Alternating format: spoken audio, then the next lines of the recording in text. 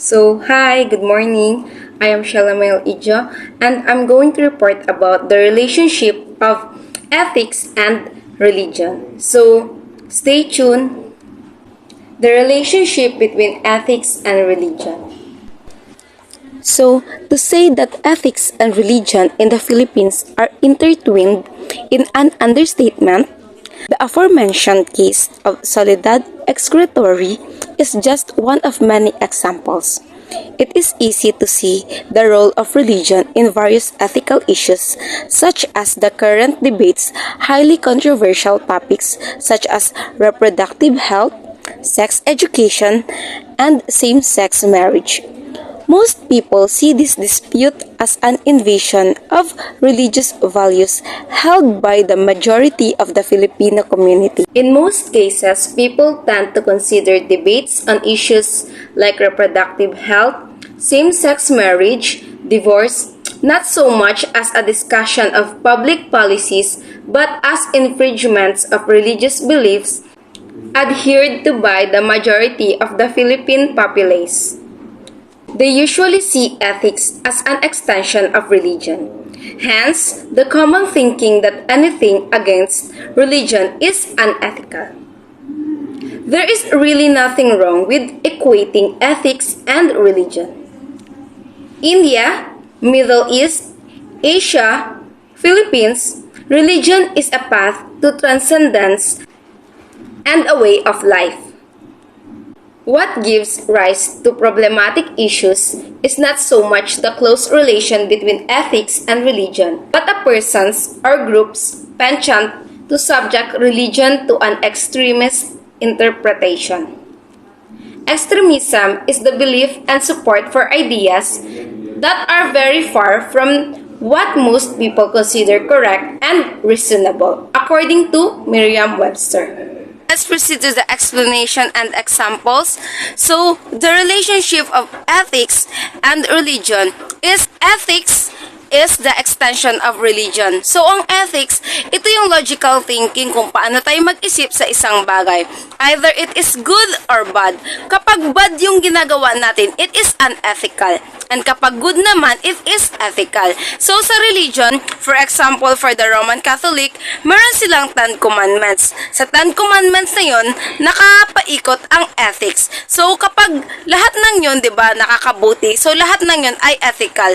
Kapag yung isa doon ay nakomit natin, halimbawa, may pinatay or pumatay, that is unethical kasi against yun sa religion natin. For example, isa pa yung sa LGBTQ, sa Islam and sa Roman Catholic, we both know that it is unacceptable kasi it is unethical kasi alam naman natin na kailangan babae at lalaki lamang. Kung para sa kanila it is ethical, sa mata natin na alam natin yun ay mali, para sa atin it is unethical. Sa madaling salita, ang ethics ang nagsasabi kung ang ginagawa ba natin ay nakakasama o nakakabuti. Ito yung basihan natin kung ang ginagawa natin ay ethical or unethical. Divine command theory is the view that morality is somehow dependent upon God, and that moral obligation consists in obedience to God's commands. Divine command theory includes the claim that morality is ultimately based on the commands or character of God, and that the morality right action is the one that God commands or requires. The specific content of these divine commands varies according to the particular religion and the particular views of the individual divine command theorists. But all versions of the theory hold in common the claim that morality and moral obligations ultimately depend on God. It is an extension of religion, however, reinforces the popular belief that everything that goes against religion is automatically unethical. There is nothing fundamentally wrong with equating ethics and religion. In fact, in predominantly Hindu societies, such as India and various Islamic countries, The close union of ethics and religion is regarded as the very foundation from which people derive their identities, as well as the vitality and stability of the way of life. In a country like India, where multiple cultures claim to have descended from some deities or archaic religious figures, life revolves around customary equal practices and the observance of religious laws that govern day-to-day activities. In fact, ordinary objects or other life forms in India are marked with religious significance. It is unimaginable, if not possible, to separate ethics from religion. The same can be said of Islamic countries where religious tradition is as deeply rooted as in India. Anyone with a relative working in the Middle East can attest to the dominant influence of Islam and Arabian customs, government policies, management systems, and even household practices.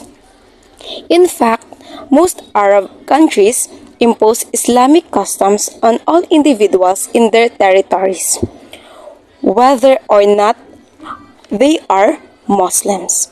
For example, Christians are prohibited from carrying a variable crucifix. The typical combination of morality and religion seems to be a universal feature found only in Christian countries such as the Philippines, but also in other countries which is religious tradition and deep roots in Buddhism. For people of that culture, religion is both a path to transcendence and a way of life. So the social benefits derived from religion cannot be overstated. By contrast, ethics are universal decision-making tools that may be used by a person of any religious persuasions, including atheists. While religion makes claims about cosmology, social behavior, and the proper treatment of others, and etc., ethics are based on logic and reason rather than tradition or injunction. Today. So the given topic to us is all about the ethics and religion. So under the ethics and religion, we have the subtopic here, which is the extremism that has a global concern. So before anything else, let us define what is the meaning of extremism. So what do you think is the meaning of extremism? So extremism is said to be a behavior or belief of people by or who use to bring political change by using extreme or violent methods. So meaning, those extreme people who are superior or meron silang superiority within themselves is gumagamit sila ng mga violent methods or extreme methods in order to get what they want. Say for instance, ang extremism or example na extremism is terrorism. So, gumagamit sila ng mga violent actions in order to get what they want. Yun yung ibig sabihin ng extremism. They are being exaggerated or being extreme in using to get what they want. Okay, we have here Malala Yousafzai. So, who is Malala Yousafzai? Si Malala is one of those native people in Pakistan. So, isa siya sa mga Pakistan people doon, especially woman. So, ito si Malala, she is one of those people who are under the Taliban law. Ano nga ba itong Taliban law na ito?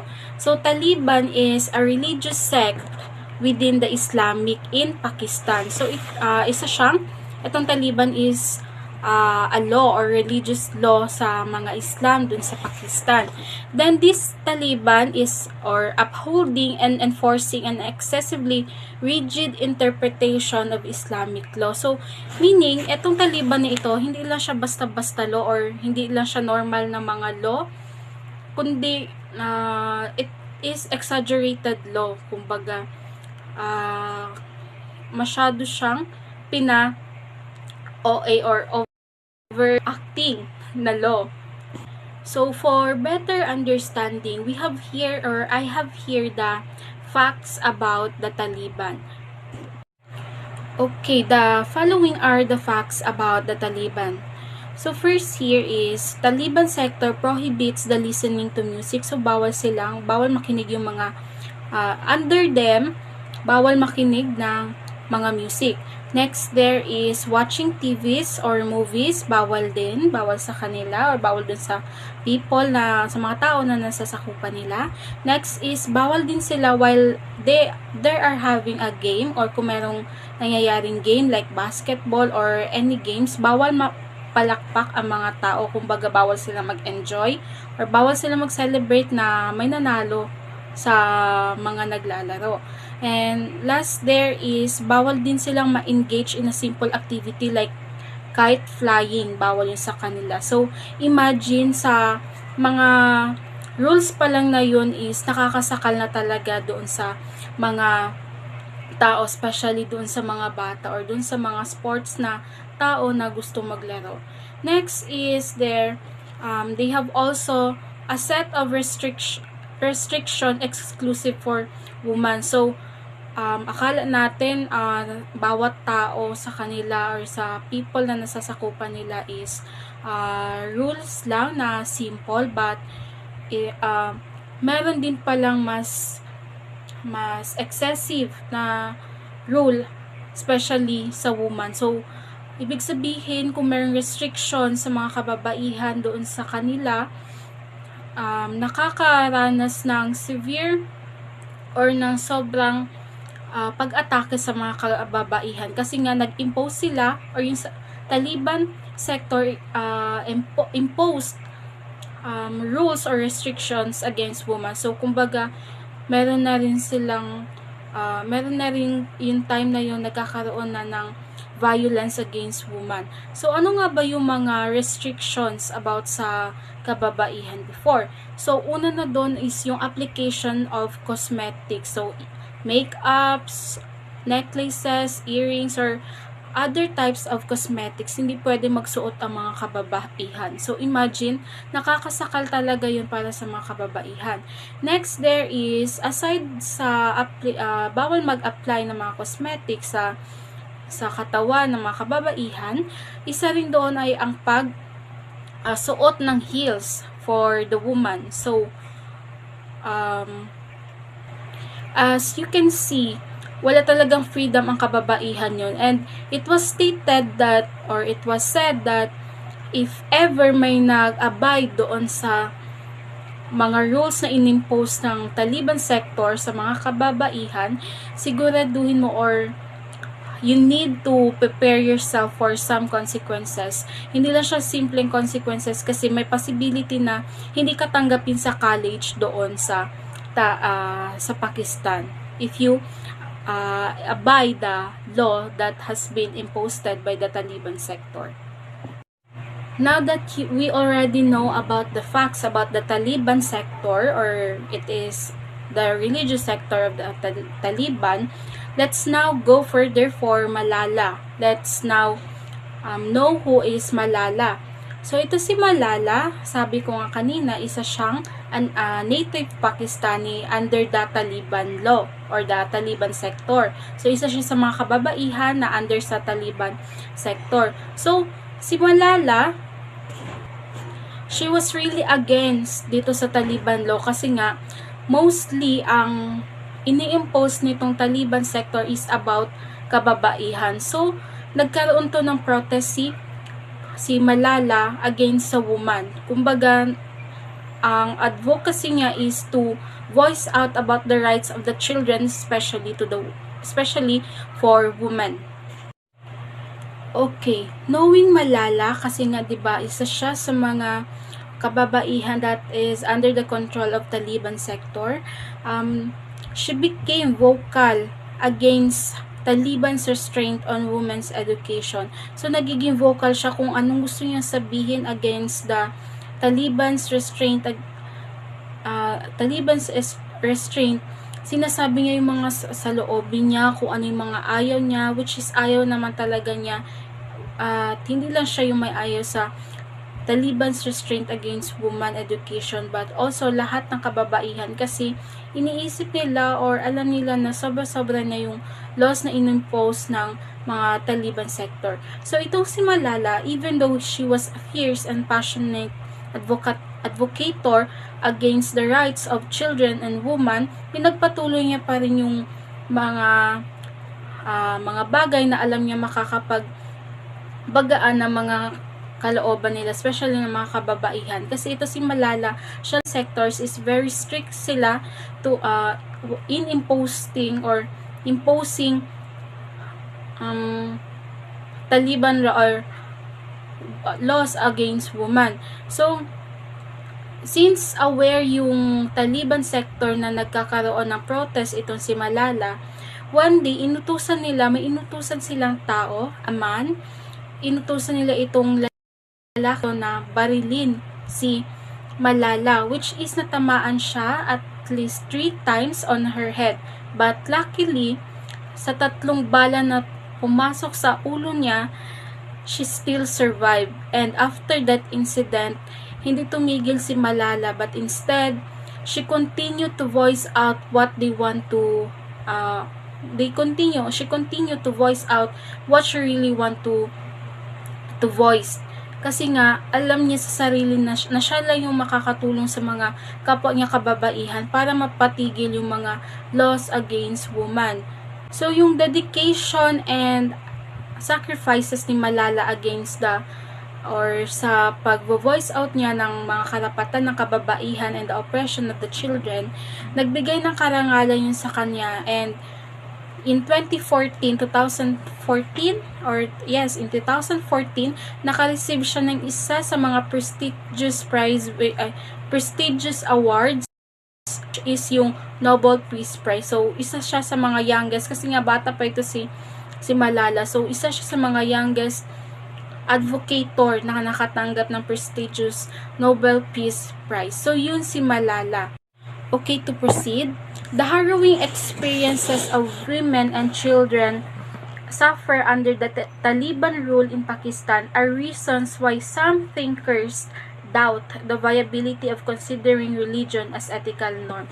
So, since yung Taliban is under a religious sect, yung mga thinkers before, hindi sila naniniwala or parang ayaw nilang tanggapin or valid yung religion as part of ethical norm. Kasi nga, since nag-start yung Taliban ruling sa Pakistan, doon din nag-start na i-consider na ethical norm yung religion natin. Kasi nga, from them or from the Taliban situation, nang dahil sa kanila, nawala yung tiwala na tao na lahat na nasa religious sector or nasa religious sector is mabubuti ang ginagawa, which is naging or kumbaga they belong the other sector, like the Christian sector, the Jews sector.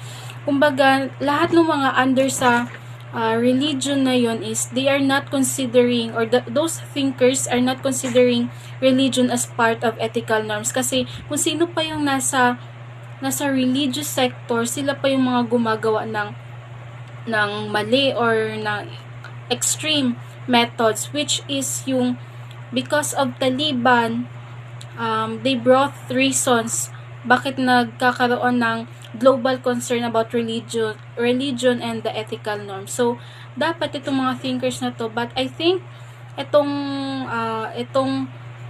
religious norms right now, or religion is kinoconsider na rin na ethical norm, kasi there was no instances na ngayon na nagkakaroon ng extremism within the religious sector. Siguro meron, pero they were not publicly exposed. Hindi pa sila na-expose publicly. Parents of the major faith like Christian, Jews, and Islamic should continue to sustain a healthy between demands of their creedal commitments and the challenges posed by their inclusion in the secular world. So, in order for our ethics to become, or in order for our religion to become continuously part of the normal or of the ethical norm, dapat kung ano yung mga pinapaniwalaan natin, like the 10 commandments and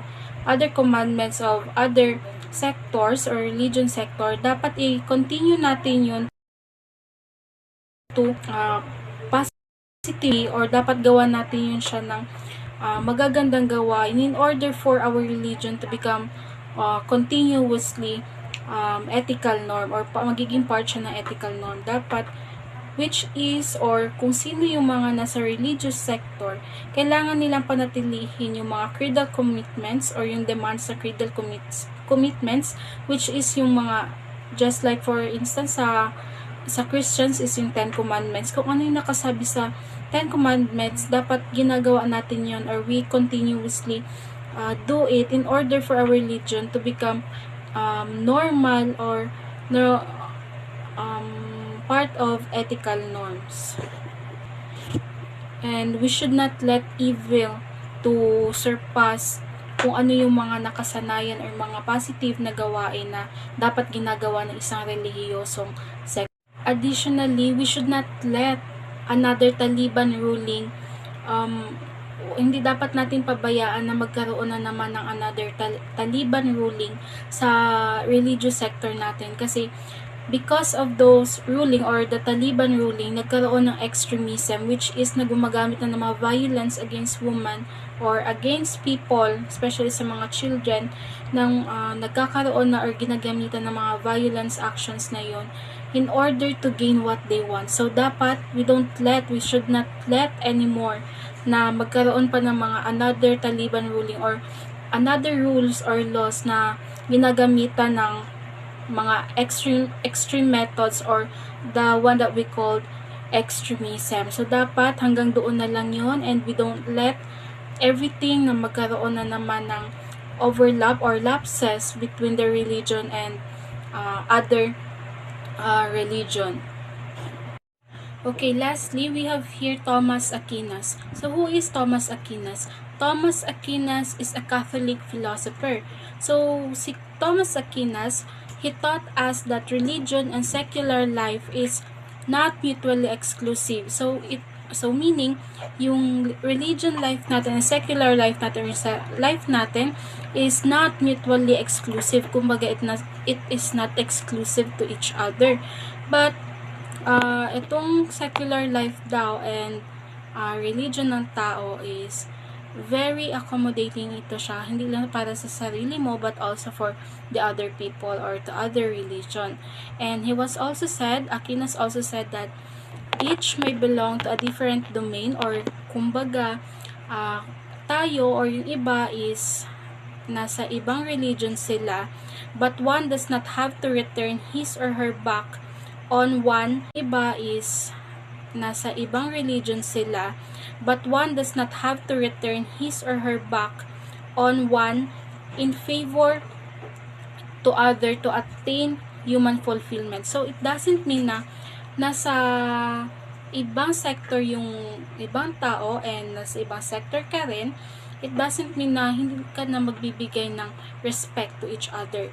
So kahit anong religion pa nakabelong yung ibang tao, halimbawa yung kaibigan mo, kahit nasa ibang religion pa siya belong, and kahit nasa ibang religion ka din belong, dapat yung religion nyo or yung respect nyo to each other should be bind together, and you should respect everyone's religion, kasi hindi mo na kailangan pa pumunta doon or lumipat ng ibang religion in order to fulfill their religion life or their para hindi mo na need na fulfill yung kung anong mga needed sa religion nila and kung ano yung needed sa religion mo din. So ang importante is, even though you are in different domain or in different religion, always remember na you should respect each other's religion and maging strong na lang kayo sa isa't isa, kasi isang Diyos lang din yung pinapaniwalaan natin. And the other thing here is, meron tayong mga law na sinusunod per religion natin, but yun na nga, as what I have said, we should need to respect others religion and just spread the love. Okay, that would be the end of my presentation. I hope you gained something, and God bless us all. Good day everyone, I am Aliana Grace D. Bello, and today I will be discussing about religion and the secular world. Religion and the secular world. The secular world is often contrasted with religion. To the former belongs what may be described as earthly. So, ang religion ay concern siya sa wealth, shelter, food, education, or pangangailangan ng bawat isa. At yung pakikipag-ugnayan sa tao at sa bansa. Samantalang, ang secular ay kabaliktaran ng religion. Ang secular kasi, wala siyang pakialam sa naging kalagayan ng mga tao at sa bansa. Ang secular kasi, hindi siya concerned sa religion or sa simbahan. In later, reside values supposedly designed to outweigh all early preoccupations. These values include spiritual values. So, dito, ang religion ay nagtuturo ng mga values kagaya ng spiritual values. Ang sample ng spiritual values is yung through prayers, sacrifice, at pagmamahal sa Diyos. And yung pagsunod sa mga sacrament rites, halimbawa ng sacrament rites is yung pagpapakasal ng legal. As well as moral values such as charity, humility, perseverance, and etc., which aid in forming the character of an individual and his or her relationship with others. Yun nga, ang mga ito ay nagbibigay rin ng pagpapahalaga ng relationship sa ibang tao. Secular and religious domains were previously thought to oppose each other. So, nung unang panahon, magkasalungat ang kanilang mga paniniwala or yung kanilang prinsipyo sa lahat ng bagay. Sa lahat ng bagay kagaya ng moral values, religion, and spiritual values. Ngunit sa panahon ngayon, parang hindi na magkasalungat ang bawat tinuturo ng bawat isa. Thomas Aquinas. Sino nga ba si Thomas Aquinas? Si Thomas Aquinas ay isang Italianong Katoliko. And si Thomas, he advocated the conjunction between heaven and earth, spirit and matter, body and soul, and ethics and religion. His monumental works, Summa Theologiae, envision human existence as a journey of the coming from and returning to God. The human person, according to him, must strive to live a life of virtues so that he or she can grow steadily increasing stage of perfection until one attains ultimate happiness through and with God. His view of human life and its ultimate fulfillment combines principles from the sacred scriptures and his own interpretation of Aristotle's philosophical teaching. A significant step in Aquinas' theorizing is the attempt to portray human existence as a unity between life on earth and life beyond it. That life in heaven and earth is a single continuous experience with no gap or conflict in between. Aquinas' ethics and theory of human person can be a viable response to any form of extremism. Back in the time of Aquinas, people were inclined to think of the human person as a soul trapped in a material body. Bodily needs were deemed less important than spiritual needs due to the misperception that one could prove his or her commitment to his or her faith if he or she had least concern of one's physical needs. The reverse of this statement is true today.